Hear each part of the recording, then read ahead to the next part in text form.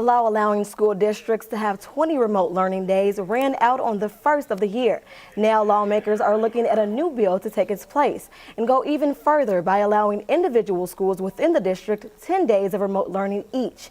JCPS's superintendent says the bill helps, but doesn't do enough for large districts like his.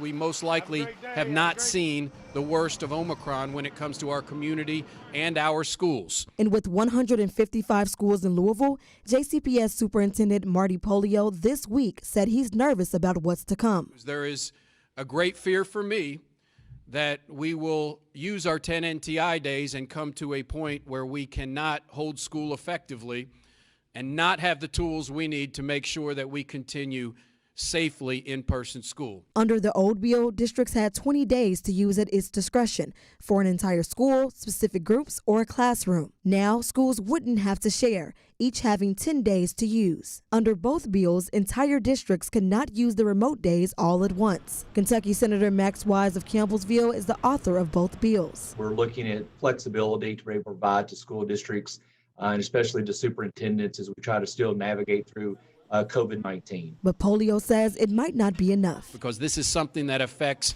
every single school on a daily basis, and it's very difficult for us to pinpoint school by school when we have the numbers that we have. Hardin County Superintendent Terry Morgan says the new bill will be enough for her district of 21 schools. We have adapted the mask mandate for different schools, and so I think the same flexibility with the COVID days could be extremely important, especially when we don't know what's on the horizon. Morgan says she thinks districts can make it work so that more kids can stay in the classroom. You would hate to close an entire district when really it is pinpointed in a certain location. It just makes more sense to have that flexibility.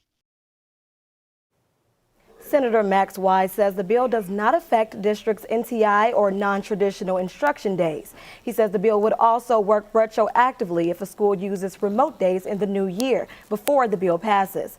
Wise says it's expected on the Senate floor next week. Bobby McSwine for the WHAS 11 Night Team on your side.